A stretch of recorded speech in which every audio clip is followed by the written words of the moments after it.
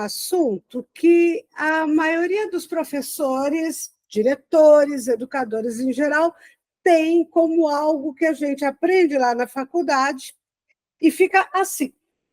O currículo é a lista de conteúdos que eu vou trabalhar. É claro que não é disso que a gente vai falar agora. Tá? Isso é uma coisa simples demais. Isso é algo simples demais. A gente precisa pensar no currículo de uma forma muito mais ampla. Então, vamos recuperar alguns conhecimentos. O que é e para que serve o currículo escolar? O currículo é o guia do trabalho que é desenvolvido dentro da escola. Currículo tem conteúdo? Claro que currículo tem conteúdo, né? É no currículo que os conteúdos se organizam. Então, essa primeira ideia, né, dos conteúdos organizados é o que a gente traz historicamente como currículo. Só que é mais do que isso. Então, além dos conteúdos, lá no currículo tem que estar as atividades, as competências a serem desenvolvidas. Então, o currículo escolar é um conjunto de situações de aprendizagem. O aluno se matriculou no ensino fundamental, ele vai ter direito a um conjunto de aprendizagens que estão registradas naquele documento que é o currículo escolar. O Saviani vai ter uma explicação bem mais simples, né? Currículo é a organização do conteúdo. Só que lá no currículo tem que estar também como é que esse conteúdo vai ser desenvolvido. Então, tudo que o aluno aprende na escola é o currículo. Até agora está tranquilo, né? Então, vamos pensar no sentido restrito. É todas as matérias que a gente ensina na escola. O currículo está onde? Ele está no plano de estudos. E ele está também no programa de ensino. Veja que estudar de um lado e ensinar do outro lado são duas coisas que envolvem o currículo. Vamos voltar um pouquinho no tempo para aquilo que você aprendeu e precisa recuperar agora que você está se preparando para uma prova de concurso público. Currículo é o conjunto das ações pedagógicas, é a lista dos conteúdos e de como eles serão desenvolvidos. Aí você estudou que havia 3 currículos. O que é 3 currículos que a gente estuda na faculdade? O currículo formal é aquele que está escrito no papel. O currículo real é aquilo que você faz na sala de aula. E o currículo oculto é aquilo que a gente faz também, mas que não está registrado nem declarado em lugar nenhum. Você deve estar se lembrando disso. Currículo formal, currículo real e currículo oculto. 3 formas como o currículo aparece lá na escola, como é que ele dá as caras.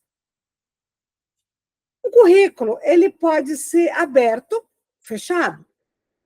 Se você pega, né, no sentido de escola tradicional, um livro didático, por exemplo, ali você tem tudo já organizado, passo a passo, capítulo a capítulo, e você só tem que seguir. Isso é um currículo fechado, rígido. O currículo aberto, integrado, flexível, é um currículo que eu posso mudar. Mudar quando? Quando o professor, a escola, acharem necessários. Qualquer mudança. Então, eu estou chamando a atenção de vocês para algumas coisas aqui. Vamos lá. É claro que uma concepção de currículo aberto é a que a pedagogia defende hoje. Porque a concepção de currículo fechado, eu mencionei o livro didático, eu poderia falar do Verdão, que é um documento muito antigo, curricular. da década de 60. Ele chamava Verdão, porque ele tinha capa verde. E no Verdão, que era um livro grosso, estava a lista de conteúdos de todas as matérias na ordem que deveriam ser dadas. Isso é da escola tradicional. É uma concepção rígida de currículo. Hoje a gente acredita que o currículo ele pode ser flexível, mudado a qualquer tempo. Você também deve estar se lembrando que estudou 3 teorias de currículo. Teoria. O que é a teoria? É a maneira como se pensa sobre alguma coisa. Existem 3 importantes teorias curriculares e a gente vai passar por cada uma delas hoje. Mas vamos pensar nessas outras observações aqui do lado. Tipos de currículo. Um currículo pode ser silenciado, pode ser uma coleção, pode ser integrado, pode ser turístico, pode ser percebido e pode ser experienciado. Isso aqui está ligado ao currículo real. Olha que interessante. O currículo real, aquilo que de verdade acontece no dia a dia da sua escola, pode ser de vários tipos. Vamos seguir adiante pensando mais nas teorias de currículo. Eu falei teoria, um modo de pensar. Comecemos pela mais antiga e mais tradicional, que são as teorias do ensino, de memorização, do ensino, que a gente chama o tempo todo de tradicional. É a ideia que existe um professor de um lado que ensina, o aluno do outro lado que aprende. E que, para checar isso, basta que a gente avalie. A didática, o planejamento, tudo isso fica a cargo do professor, que é um profissional que sabe organizar os conteúdos, os métodos de ensino de forma eficiente. A escola tradicional acredita nisso. É o professor também que estabelece os objetivos. A gente tem de um lado um professor e do outro lado o aluno. O conhecimento está com o professor, que transmitirá ao aluno.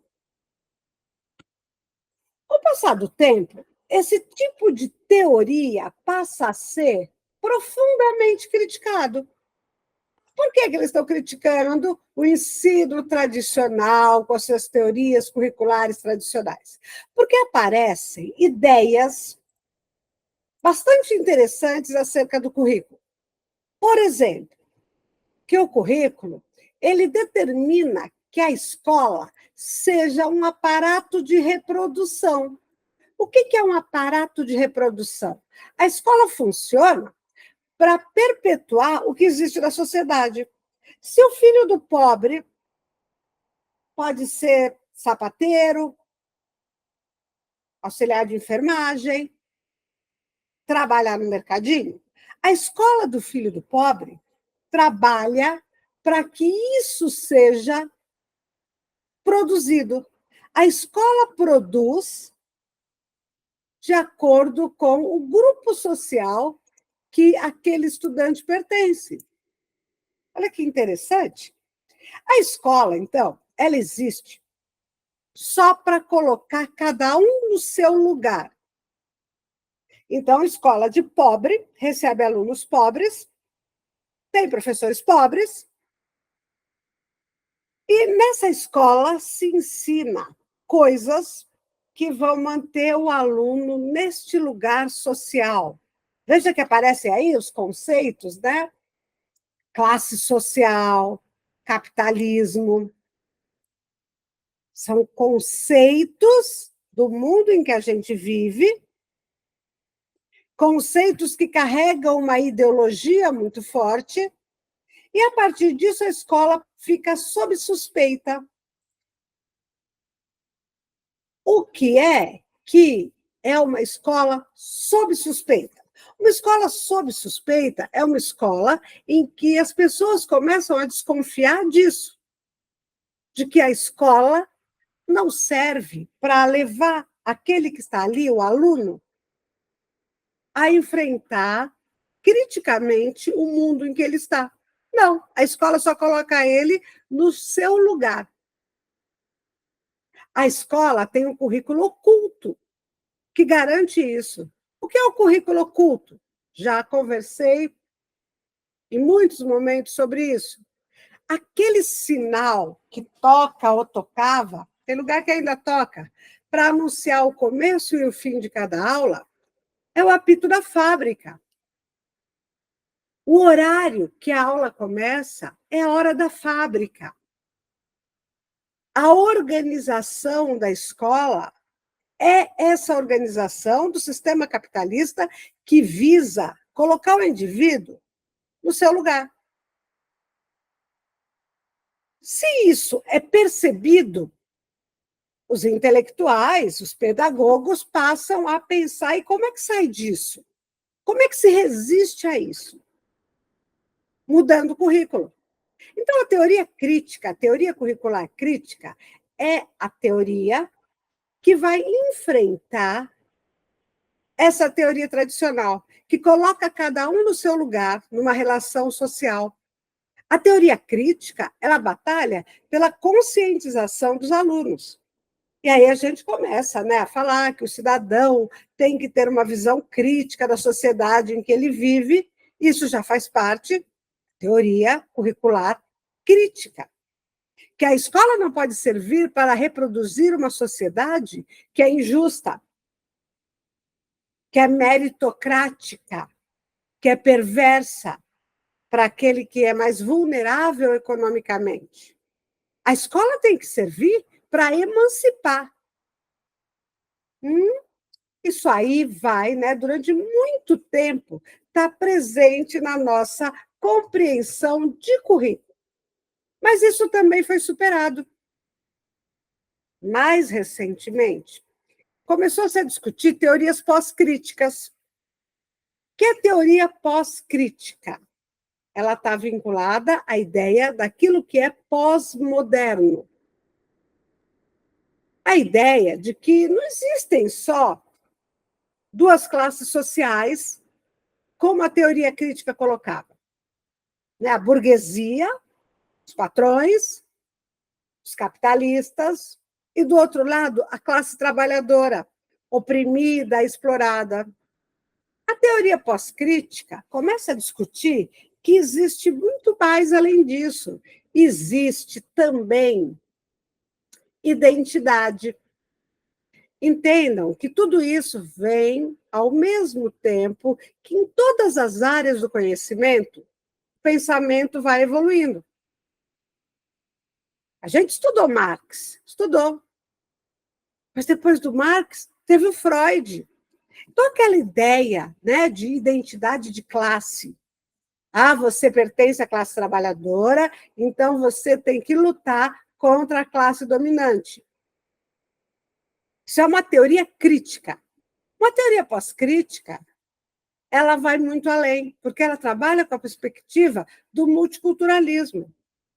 Tudo bem, eu sei que eu não sou classe dominante, eu sou trabalhadora, mas eu sou mulher, eu tenho X de idade, eu tenho filhos, ou eu sou gay, ou eu sou negra.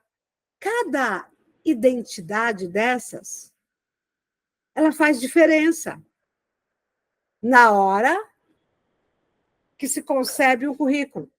A teoria pós-crítica, então, ela vai apelar para a ideia, toda aqui, ó, da teoria pós-crítica, ela vai apelar para a ideia de que a gente precisa avançar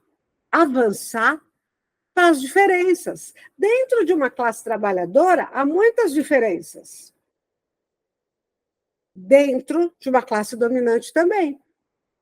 Mas uma coisa não se discute: saber é poder.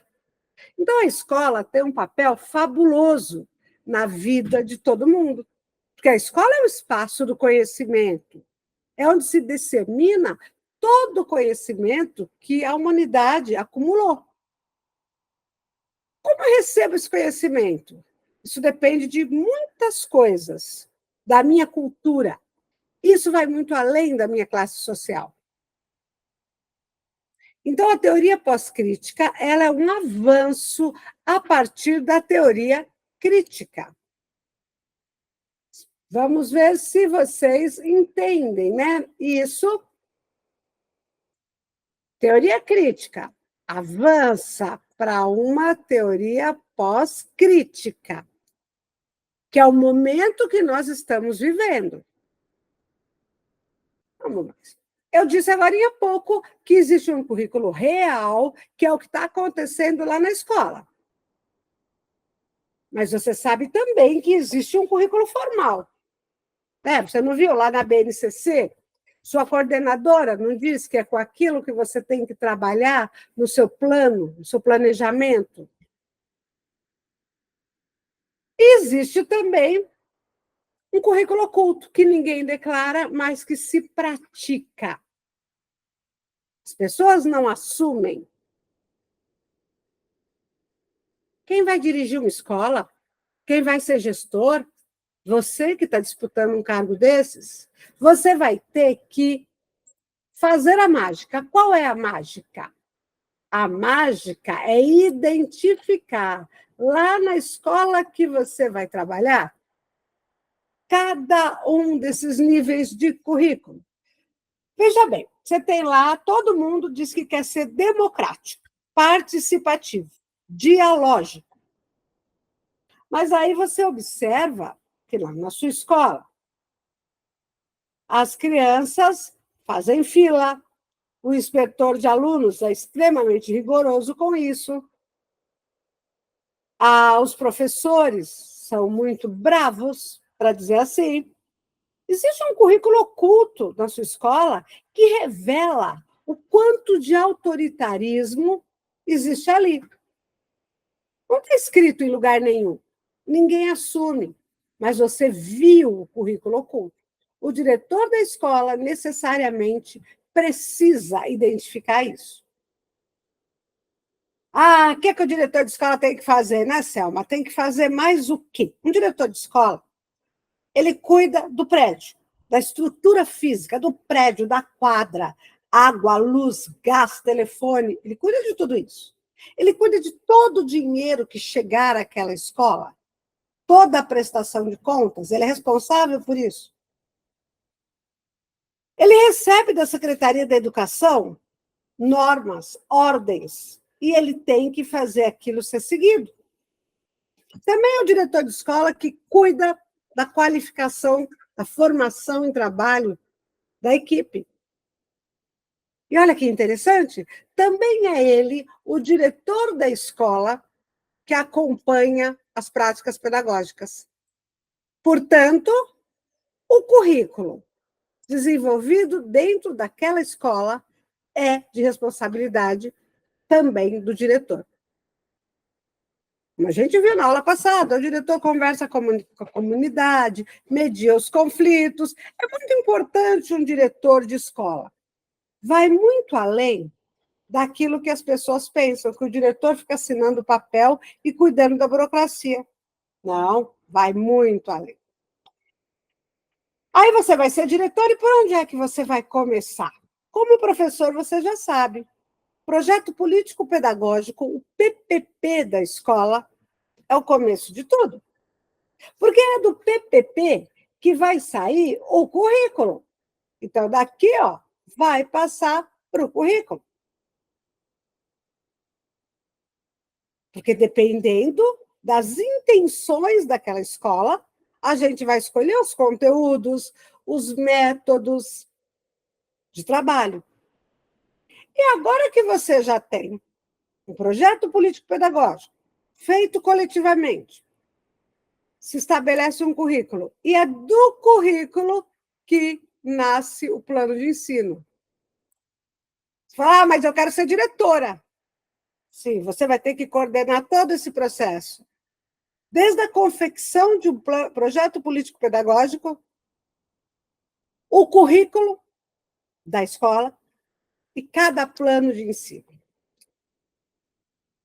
Vamos lembrar, né, o que é o PPP? É aquele papel que tem lá na escola. Verdade, é um papel. Só que é naquele papel que está escrito tudo sobre a escola. É lá que você descobre o que a escola pode fazer, quais são os objetivos, qual é a proposta dessa escola, o que essa escola oferece, como é que essa escola busca pela qualidade. E aí é interessante, né, que o professor ele vai trabalhar na escola, às vezes o coordenador dá um PPP para ele, dá uma olhada, mas ele não acha isso muito importante, porque a gente ainda não está consciente da importância deste projeto. O projeto político-pedagógico da escola é uma ferramenta que todo mundo tinha que ter para usar no dia a dia. Todo mundo quem? Os professores, os funcionários, as famílias. Todos deveriam saber qual é a dessa escola. Vocês já pararam para pensar, por exemplo, o que a sociedade chama de escola forte ou de escola fraca? Tem tudo a ver com o projeto político-pedagógico daquela escola. E vai ser a partir dali que a gente pode pensar no futuro. E no futuro, talvez você mude de escola. E se você mudar de escola e for para uma escola nova, é o PPP que você vai achar lá que vai te ajudar. Não estou falando que você vai trocar de escola. Estou falando o que acontece em todas as redes. Professores mudam de escola, diretores mudam de escola. E necessariamente eles precisariam saber o que é que tem no projeto daquela escola. Essa é uma discussão do tempo inteiro, né? Por que é PPP? É um projeto porque ali todo mundo deu ideias de coisas que vão ser feitas. Por exemplo, festa junina. Por exemplo, eleição do Grêmio. Sei lá, qualquer coisa. Tem que estar ali. Tá bom, até aí estou entendendo. Mas por que, Selma, que é político? É político porque tudo é político, gente. Se você não está do lado, digamos assim, do teu aluno, então você está do outro lado. A escola é um espaço de formação de cidadãos. Quando você está na escola, você tem que estar do lado desses cidadãos. Estou falando dos alunos. E isso tem que ser muito consciente. Não é possível estar trabalhando numa escola contra. É preciso ter uma posição política. O mundo não está ruim? O mundo está ruim, né? A gente tem várias reclamações. Quem vai mudar? Eu já estou velha, já estou aposentada para isso. Talvez você também tenha alguma explicação. Mas e as crianças? E os nossos alunos? Eles são herdeiros desse abacaxi. Então, a gente tem que trabalhar para que eles sejam capazes de entender a sociedade em que eles vivem. A entender para quê? Para mudar. Para a gente parar de falar que está ruim. Por que o PPP é pedagógico? Porque a gente está dentro de uma escola. A gente vai estar falando de atividades que se desenrolam dentro da escola. Tá? Não é projeto político no sentido de partido político. Tá? Não é projeto esportivo no sentido de um clube. Não, é pedagógico. Tudo que a gente faz, a gente está pensando na educação dos nossos alunos. Visto isso, vamos pensar lá. O PPP. Ele tem que considerar tudo isso. A gente tem um segmento da sociedade, uma parte da sociedade ali na escola. Os professores, os alunos, as suas famílias. E com esse grupo de pessoas, a gente vai ter que trabalhar o currículo. Para quê? Para que os alunos aprendam. A gente vai ter que avaliar para que a gente saiba se está dando certo. Um PPP que se faz lá na escola, primeira coisa que ele faz, conhece a realidade. Toda pessoa que trabalha numa escola tem que se situar. Tá? Você não pode atuar numa escola onde você parece um marciano que chega, estaciona, dá sua aula, pega o seu carro e vai embora. Não. Tá? O educador, seja ele professor ou diretor, ou assistente, ou qualquer outro lugar que ele ocupe nessa rede, ele precisa entender com clareza essa escola. O que é entender? Saber o que tem nessa realidade social. Tráfico aqui na escola? Ou do lado da escola? Tem miséria? Tem um rio poluído? Tem enchente? Onde as pessoas trabalham? Tem ônibus? Tem que compreender aquela realidade. Por quê? Porque tudo vai influenciar no que a escola faz. E tudo isso, o diretor é o capitão de levar isso para toda a equipe. Tá, já entendi a realidade da minha escola. Agora, eu tenho que decidir. O que eu quero? Eu quero uma escola tradicional, porque é isso que eu acredito. Só que isso não é uma decisão pessoal, não é uma decisão individual, é uma decisão coletiva. Ó, coletiva. A gente tem que falar com clareza. O que é que se vai trabalhar nessa escola? De que forma? Qual é a opção teórica? Recentemente não está se discutindo as escolas cívico-militares? É isso que você está discutindo. É uma opção. Isso tem que ser conversado. Todo mundo tem que entender. Resolvido isso. Agora a gente vai botar a mão na massa, operacionalizar tudo isso. E algumas coisas estão dadas, inclusive pela lei, gente. Gestão democrática. Você é o diretor, você é o gestor, você sabe que você não manda sozinho. Currículo escolar. Você sabe que a gente tem poder, mas a gente tem também uma BNCC, tem lei. Formação continuada. Não adianta você falar para mim que eu tenho que ensinar matemática de um jeito se eu não souber fazer isso. Alguém vai ter que me ensinar. Também não adianta você falar que a sua escola é inclusiva se tiver escada em vez de rampa. Então, as condições da escola também têm que ser resolvidas. Senão, por mais bonita que seja a ideia do meu PPP, não vai dar nada certo. Ah, eu quero uma escola inclusiva. Sim, todo mundo quer. Mas como é que faz? Dá para fazer escola inclusiva quando todos os professores dizem para o diretor que não sabem lidar com isso? Alguém vai ter que ensinar. Recuperando o que a gente já falou, porque é muito importante. Currículo formal é aquele que o governo coloca. Estou falando aqui de BNCC, estou falando de PCN, Parâmetro Curricular, de Lei, Secretaria da Educação. Currículo real é o que está acontecendo lá dentro da escola e que você, diretor, está vendo. Currículo oculto não está escrito em lugar nenhum, mas você também está vendo, porque você é um diretor atento e você viu o que se faz naquela sua escola.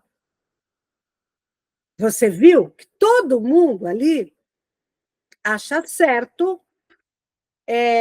que o padre vá fazer um culto ecumênico. Ou pastor, você é o diretor. É você que vai ter que revelar o currículo oculto. Por que o padre pode? Por que o pastor pode? Existem outras formas religiosas nesse país. A escola é laica. Você fala, meu Deus, vou ter que ser o chato? Você vai ter que ser o chato. porque é o papel do diretor ter essa visão mais ampla.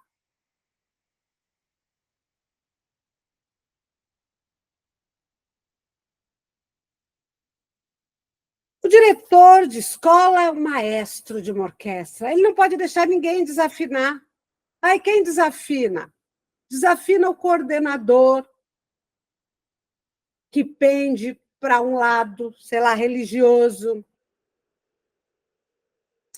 Desafina o pessoal da limpeza, que não deixa o aluno ir no banheiro depois de certo horário, porque elas acham que a prioridade é passar o rodo no banheiro.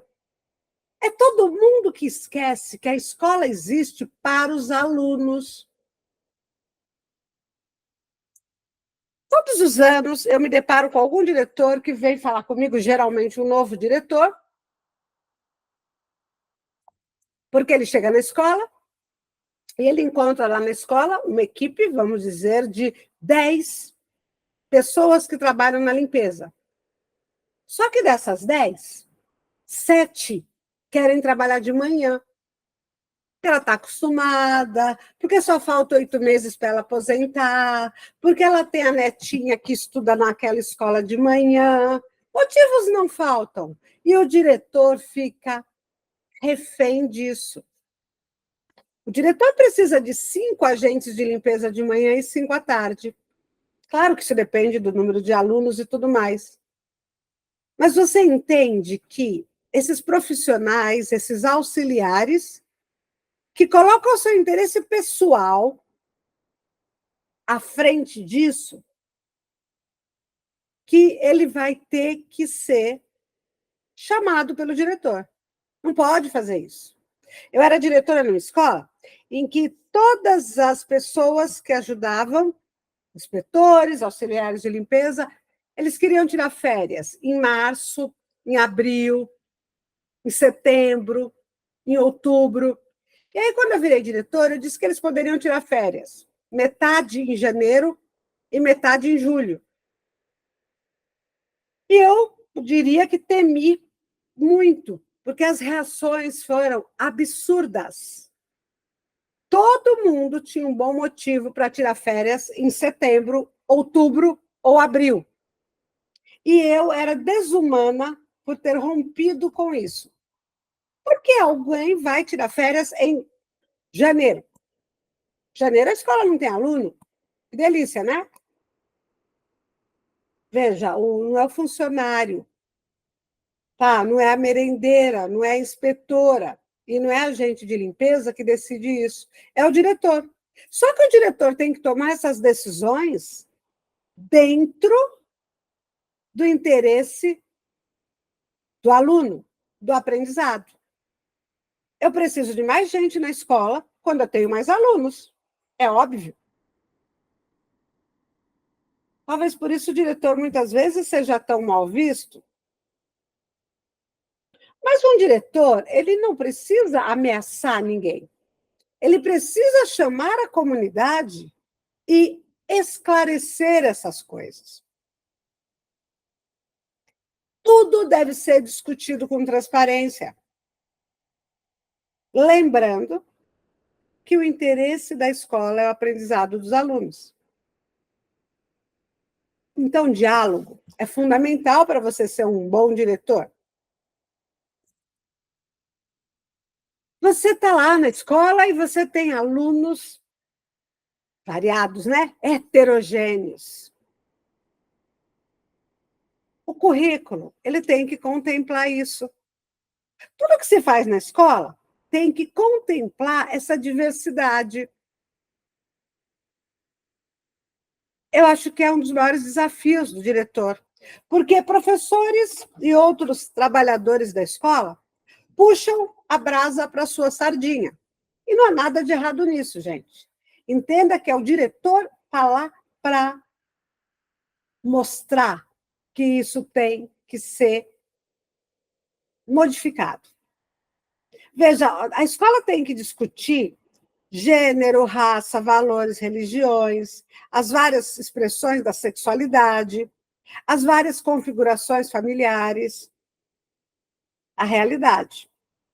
E o educador, o professor, e todos os outros que trabalham na escola, tem que ter um discurso de tolerância, de respeito. E, às vezes, o que a gente vê não é isso. É o educador refletindo o preconceito da sociedade, porque nós estamos na sociedade. O diretor tem que estar muito atento a isso. E quando a gente fala de inclusão, a gente não está falando só do aluno, a gente está falando de nós, professores, também. Somos todos diferentes e queremos todos estar incluídos. E o diretor é que tem que ter atenção a tudo isso. Já faz um bom tempo que a gente tem estudado sobre o construtivismo dentro dessa perspectiva. Que perspectiva, né?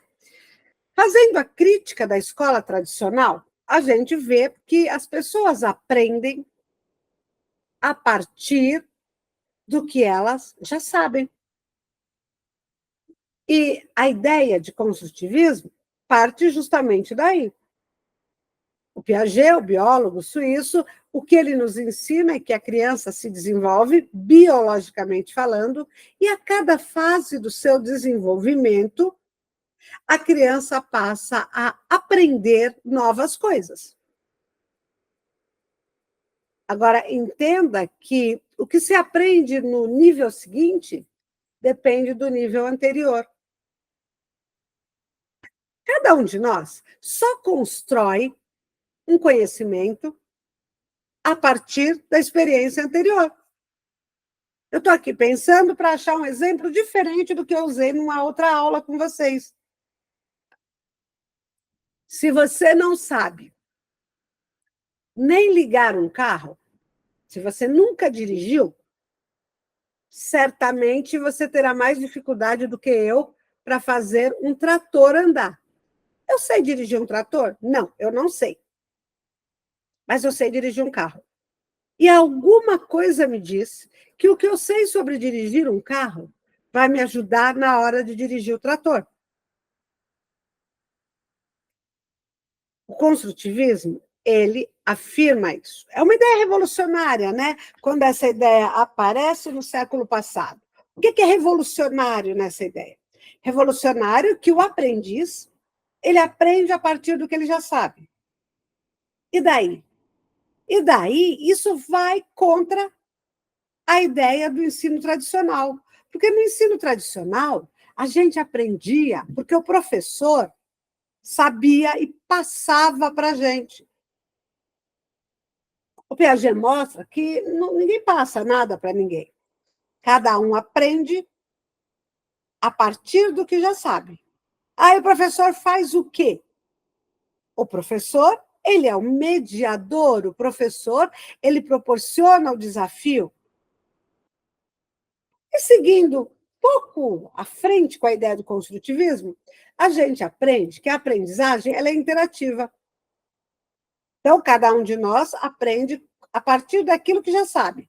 Mas se eu conviver com outras pessoas e eu puder estar com elas, eu aprendo mais. Vamos supor, então, que eu estava lá aprendendo a dirigir o trator, e aí apareceu um colega que sabe dirigir o trator. E aí ele fala assim para mim que dirigir um trator é só um pouco diferente de dirigir um carro. E como ele já sabe dirigir um trator, ele vai pegar o trator, vai dirigir na minha frente. Ah, eu vou aprender bem rapidinho, porque eu vou prestar atenção. Porque eu estou trabalhando em grupo. O professor está lá, o professor está lá, mediando tudo isso. Eu acho que sobre construtivismo, a gente já está aprendendo e sabendo muita coisa. Também no século passado, está pertinho de nós, a gente se depara com uma ideia nova em termos de escola. A psicogênese da língua escrita. Estou falando, né? Emília Ferreira. Que ideia é essa, né? Da onde vem a escrita de uma criança? Ah, Selma, do construtivismo, não é isso que você falou? Sim, mas a psicogênese mostra que há etapas, que a criança ela começa lá no icônico e vai evoluindo até chegar na escrita ortográfica. Então, não é errado quando ela escreve dessas formas aqui anteriores. São apenas fases que cada criança passa. Então, o professor, ele precisa saber essas coisas, saber de construtivismo, entender a psicogênese para, né, entender como é que o aluninho lá da escola aprende. Aí você está pensando, não, Selma, você é diretora da escola, eu sei. Se o diretor não sabe, ele não media esse conhecimento que precisa chegar a todo mundo dentro da escola. A gente estava falando de currículo, não era? Agora, pô, currículo é aquele conjunto, né, de atividades, de conteúdos que vai levar a criança a aprender. Acreditamos no construtivismo, onde a criança tem um papel muito importante ali. Ela que está construindo o seu próprio conhecimento. O diretor, ele tem que ter tudo isso conhecido e sabido, já que ele é um líder dentro da escola. Tá? Não tem espaço mais para um diretor de escola que não se envolva diretamente com essas questões. Você ouviu falar de Paulo Freire, né? Paulo Freire é um brasileiro mais importante, né? Na educação, e ele vai falar da dialogicidade. Palavra que vai vir, né, de diálogo, e que é preciso que haja essa interação para que a pessoa aprenda. Você fala, mas por que isso, né? Por que isso? Porque o ensino tradicional, o professor falava, o aluno ouvia, de preferência quieto, ouvia. E se nós somos construtivistas, nós acreditamos na interação. Interação é diálogo. Diálogo é compromisso. O professor fala, mas o professor, ele escuta. E o Paulo Freire levanta essa bandeira de forma muito corajosa. O professor tem que escutar, ele tem que dialogar com o seu aluno. Não adianta você querer um aluno crítico para ele criticar os outros. Ele vai criticar você, né? E a gente tem que ter estrutura, conhecimento para entender isso. Educação tradicional era chamada, então, pelo Paulo Freire de educação bancária. Os alunos ficavam sentados no banco, o professor era sabido, o aluno era ignorante. O aluno era passivo. A escola ia domesticar esse aluno. E ele vai pregar que disso a gente avance para uma educação libertadora, que liberte o homem dessa opressão. Veja, o ensino tradicional serve à opressão, segundo Paulo Freire. A educação bancária produz uma sociedade domesticada, conservadora. E o ideal de educação de Paulo Freire é o ideal revolucionário. O que é revolucionar? É botar para quebrar. É você destruir o que está aí para criar algo melhor. O que é algo melhor? É um mundo de liberdade, de diálogo. É um mundo onde as pessoas possam ser ativas, criativas. E você conhece, né, a ideia do Paulo Freire. A ideia do Paulo Freire segue no sentido de que, para ensinar um grande grupo de adultos a alfabetizar, ele começa a trabalhar com temas geradores para desenvolver o plano de educação dele. Tudo que a gente trabalha na escola tem que ter avaliação. Eu quero que você pense numa coisa. Paulo Freire, educação